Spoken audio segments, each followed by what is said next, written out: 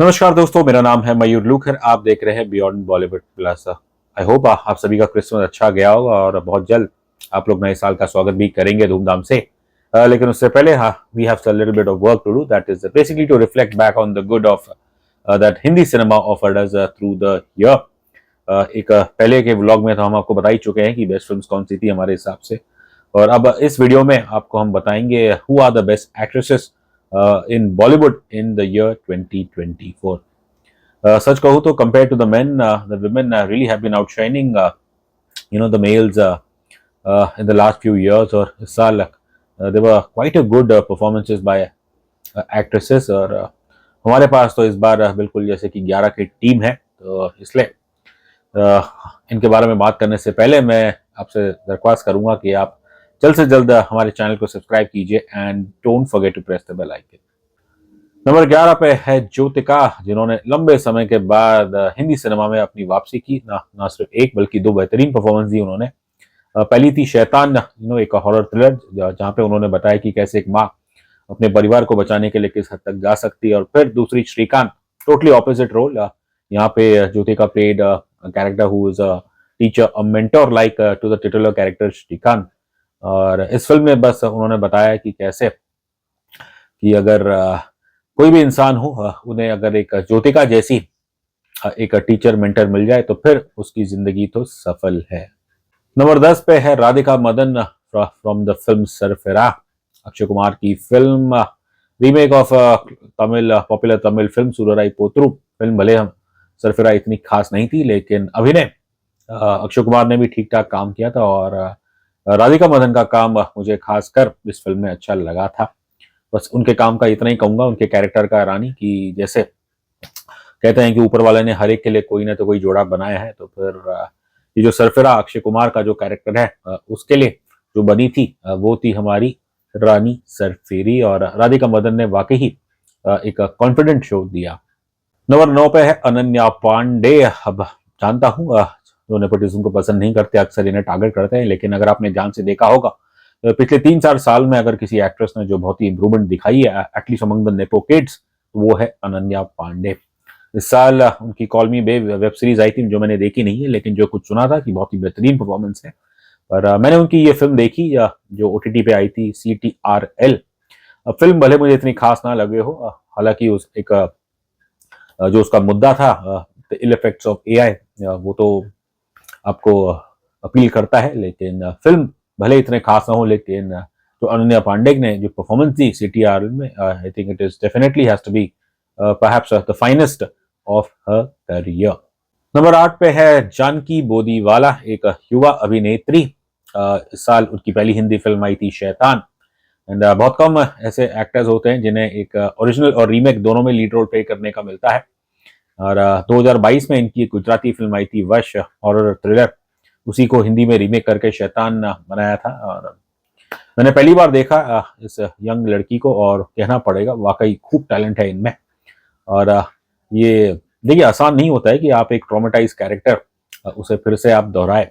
और पहले उन्होंने गुजराती में किया, वो मैंने देखी नहीं, लेकिन लोगों ने बताया कि गुजराती फिल्म में तो उनका काम अच्छा ही था।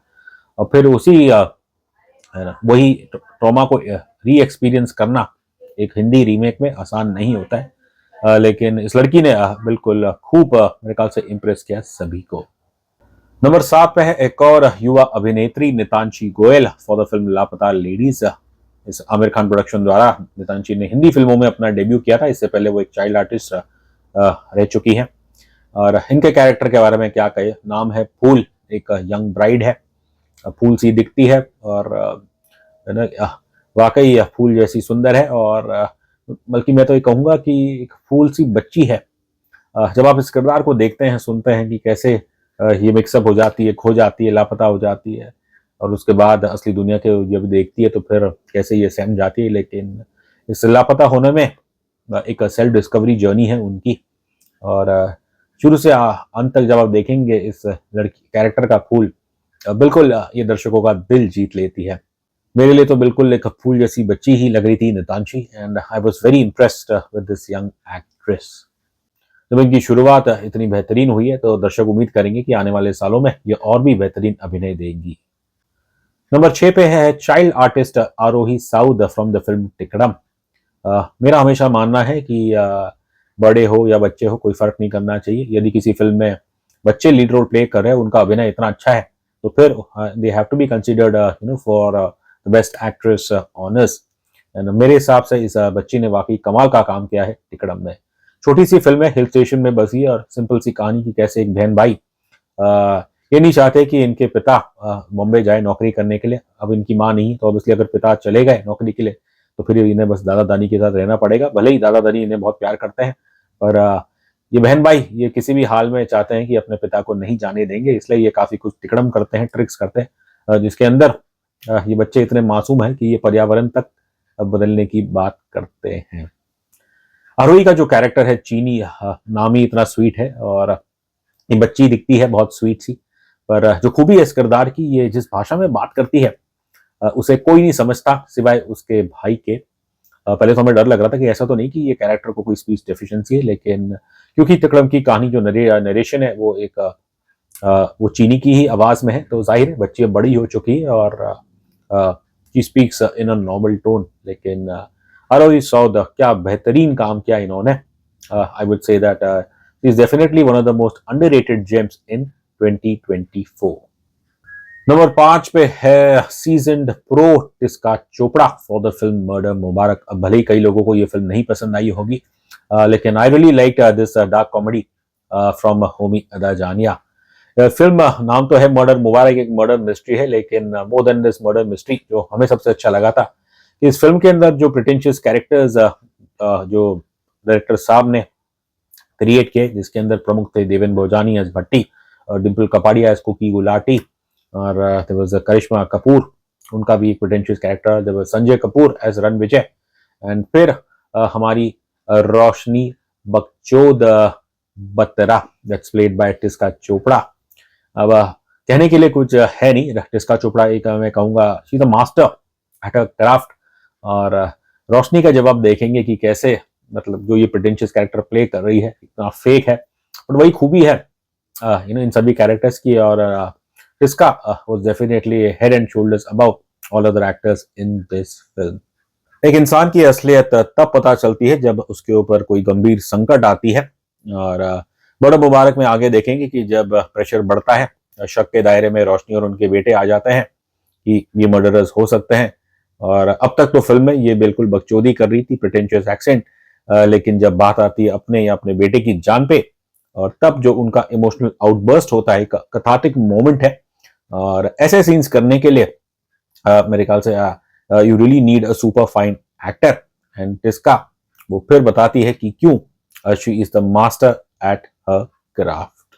नंबर 4 पे है प्रतिभा रांटा फॉर लापता लेडीज। अब जिसका नाम ही प्रतिभा हो उसमें तो टैलेंट खूब होगा, एंड आमिर खान और किरण राव किसी की ऐसे भी किसी को उठा के अपनी फिल्म में नहीं डालेंगे। हिमाचल की लड़की प्रतिभा देखने में drop-dead gorgeous, and she has a terrific screen presence. लेकिन जो इन्होंने अभिनय दिखाया लापता लेडीज में अपनी पहली हिंदी फिल्म में, वो बिल्कुल लाजवाब है। ये दोनों किरदार आप देखेंगे कि फूल और जय उर्फ पुष्पा रानी दोनों ब्राइड्स है। उम्र में थोड़ा दोनों का फर्क है और सोच में भी। एंड ये जो पुष्पा रानी का जो कैरेक्टर है, उसे पता है कि वो क्या कर रही है। वैसे तो है नाम लापता लेडीज, लेकिन मेरे हिसाब से यहाँ पे फूल तो लापता है, लेकिन जो जया है वो जानबूझ के लापता हुई है। ये किरदार ऐसा है कि इसे अक्सर दुनिया की नजरों से बच के रहना है, और इसके अंदर क्या चल रहा है ये अपने चेहरे पे इतना दिखा नहीं सकती। बट यहाँ पे प्रतिभा की जो खूबी है, आई थिंक वो जो उनकी एक्सप्रेसिव आईज है, आप देखेंगे भी उनके इतने डायलॉग्स नहीं है, लेकिन वो बेसिकली अपने आंखों द्वारा ही, अपने एक्सप्रेशन द्वारा ही काफी कुछ कहानी वो बयां करती है। अब ये टैलेंट कौन किसको क्या सिखाएगा, एंड प्रतिभा की जो आंखें हैं वो नेचुरली बहुत ही एक्सप्रेसिव है। अब लापता लेडीज के बाद लोगों ने तो प्रतिभा रांटा को नेशनल क्रश का खिताब दे ही दिया है, लेकिन I am sure and she someone who I feel is way mature beyond years. जैसा उनका कैरेक्टर था, शायद असल जिंदगी में she also strikes as that person. She is very grounded, rooted, and I am sure कि फ्यूचर में जो भी कुछ प्रोजेक्ट चूज करेंगी, she will give her 100% to it. Number 3 पे है Taapsee Pannu for the film Khel Khel में।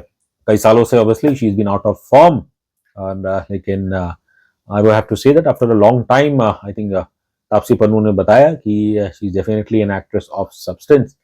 और खेल खेल में एक डार्क कॉमेडी है, और इसके अंदर जो उन्होंने कैरेक्टर प्ले किया, she was paired along side अमी वर्क, एक सिख कपल है जिनके शायद दोनों के नाम हरप्रीत है। और तापसी की खूबी तो यही थी कि शुरुआत में तो दिखाया गया है कि कैसे थोड़ी कमजोर सी सीखनी है, लेकिन जैसे ये कहानी आगे बढ़ती है, कॉन्फ्लिक्ट होती है और लोगों के पोल इस खेल खेल में निकल के बाहर आते हैं। और एक जो सीन है जहाँ पे उनको अपने हस्बैंड के बारे में गलत फहमी होती कि वो शायद स्ट्रेट इंसान नहीं है, और वो लंबा चौड़ा सीन है मेरे ख्याल से 6-7 मिनट का। शराब के नशे में जो परफॉर्मेंस दी है तापसी पन्नू ने, बिल्कुल सो नेचुरल, और like I said after a long time Taapsee has really impressed us, and मेरे हिसाब से तो ये performance it deserves to be considered for the best actress of the year. Number 2 पे है Yami Gautam for the film article 370। अब भले ही इस फिल्म का अपना एक एजेंडा होगा, लेकिन इसमें कोई दो राय नहीं है कि इस फिल्म के अंदर जो लीडिंग एक्टर्स है उन्होंने काफी अच्छा काम किया है। यामी गौतम, एक वक्त था जब अक्सर ये फिल्मों में मरती रहती थी, इनका अभिनय भी कुछ खास नहीं होता था, but I have to give credit to Yami कि कैसे पिछले 2-3 साल में जो इनकी ग्रोथ हुई है, जो इम्प्रूवमेंट हुई है, that's like really sky high. I think Bala film में मुझे इनका काम काफी पसंद आया था, तब मुझे लगा कि ये उनके करियर का सबसे बेहतरीन काम है। फिर आई थी इनकी एक ओटीटी पे फिल्म लॉस्ट, जहां इन्होंने एक यंग जर्नलिस्ट का रोल प्ले किया, तब मुझे लगा that is a career best performance. But then फिर पिछले साल आई थी ओ माई गॉड 2, और वहां पे एक ग्रे कैरेक्टर में एज ए वकील, हम तो यही कह गए उनकी परफॉर्मेंस देखे कि भाई ओ माय यामी। और फिर article 370 she just continues with her good form. ये जो ऑब्वियसली क्योंकि एक पॉलिटिकल थ्रिलर है, एंड यहाँ पे वो एक she is playing a field officer, Juni Kashmir की है, और ये कैरेक्टर देखे कि इसकी अपनी ओन फ्रस्ट्रेशन है, mainly with the system bureaucracy, और शी इज वेरी इंस्टिंक्टिव, और ये उनके करियर की कह सकते हैं पहली एक्शन फिल्म है, और एक्शन में बिल्कुल यामी यहाँ पे बड़ी बड़ी बंदूकें उठा रही है, and she has done phenomenally well. ना सिर्फ एक्शन, क्योंकि Juni she also has a very emotional side to her, जो आप देखेंगे पर्दे पे कि कैसे जैसे उस कैरेक्टर की जर्नी है, और उनकी खासकर फ्रस्ट्रेशन है, एक तो पर्सनल लॉस है और फिर फ्रस्ट्रेशन विद द सिस्टम, और उन चीजों में आप देखें जो कैसे उनकी जो इमोशनल डेप्थ है कैरेक्टर का, उसे यामी बहुत ही अच्छी तरह से उसे समझती है, और वैसा ही आपको अभिनय देखने को मिलता है। In another year Yami Gautam ने जो अभिनय दिखाया आर्टिकल 370 में, it would have the one her most awards. Mind you popular awards में तो शायद अभी भी यामी गौतम को स्ट्रांगली कंसिडर करेंगे, लेकिन बियॉन्ड बॉलीवुड के हिसाब से there someone who was slightly better, and ये एक्ट्रेस कोई और नहीं बल्कि she was also part of article 370। हम यहाँ पे बात कर रहे हैं सीजन एक्टर प्रिया मनी की। 90s में ही आई थी और फिर she got married and she just vanished. पिछले 1-2 साल में आप देखें शी मेड अ कमबैक, बल्कि मैं कहूँगा बहुत ही स्ट्रॉन्ग कमबैक किया है। इस साल आपने उन्हें 2-3 फिल्मों में देखा होगा। पहले आई थी आर्टिकल 370। इनका जो कैरेक्टर है जो पीएमओ में काम करता है राजेश्वरी स्वामीनाथन, फिल्म की शुरुआत में ये आपको नहीं दिखती, बट जैसे ये कहानी बढ़ती है और द मोमेंट जूनी यामी का जो कैरेक्टर है शी मीट्स विद राजेश्वरी, यहाँ से आप देखें कि कैसे एक तो जूनी की जो फ्रस्ट्रेशन थी सिस्टम से लेके वो सब दूर हो जाती है, she gets a free hand to do whatever she want.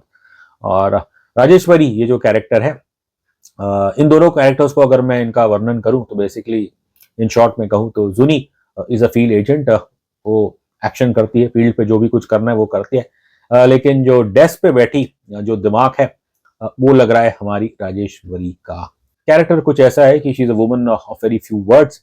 अक्सर इनके चेहरे पे आप देखिए हमेशा स्माइली रहते हैं, आप इन्हें देख के कुछ कह नहीं पाओगे कि उस औरत के अंदर क्या चालू है, बिकॉज वो कोई अपने इमोशंस दिखाती नहीं है। She is a very very positive person, हमेशा स्माइल कर रही है, कम शब्दों में बात कर रही है, जितना मैसेज देना है उतना वो देती है। और फिर बस वो अपने डेस्क पे बैठ के शी इज कोऑर्डिनेटिंग विद जूनी, और जो तमाशा है या जो देशभक्ति नेशनल सर्विस है वो आपको देखने को मिलती है। प्रिया मनी, इनकी परफॉर्मेंस देख के लगता नहीं कि ये लंबे समय से दूर रही है सिनेमा से, and when you see such a brilliant actor, flawless, a near perfect performance, और आप वही सोचते हैं कि अरे भाई मैडम आप थी कहाँ, इतने साल तक कहाँ गायब हो गई थी। खैर लेकिन कहते हैं कि ऊपर वाले के घर में देर है अंधेर नहीं, और दाद देनी पड़ेगी प्रिया मनी की कि अपने करियर के इस सेकंड इनिंग्स में she is definitely grabbing her opportunities by both hands and really owning those characters. Article 370 तो मेरे ख्याल से इनकी बेहतरीन परफॉर्मेंस थी, लेकिन साल के अंदर मैदान में भी इनका एक रोल था, वहां भी इन्होंने अच्छा किया। बट मेनली ये जो आर्टिकल 370 की उनकी परफॉर्मेंस है एज राजेश्वरी स्वामीनाथन, मेरे हिसाब से it is slightly better than Yami Gautam's Zuni. And that is why Priya Mani is Beyond Bollywood Best Actress of the Year. आप हमारी इस बेस्ट एक्ट्रेस की लिस्ट के बारे में क्या सोचते हैं, हमें कमेंट सेक्शन में जरूर अपनी राय बताइएगा। देखिए जल्द फिर से हाजिर होंगे, एक और हमारा ईयर एंड स्टोरी बची है अबाउट द बेस्ट एक्ट्रेस। खैर, until we meet again, thank you so much and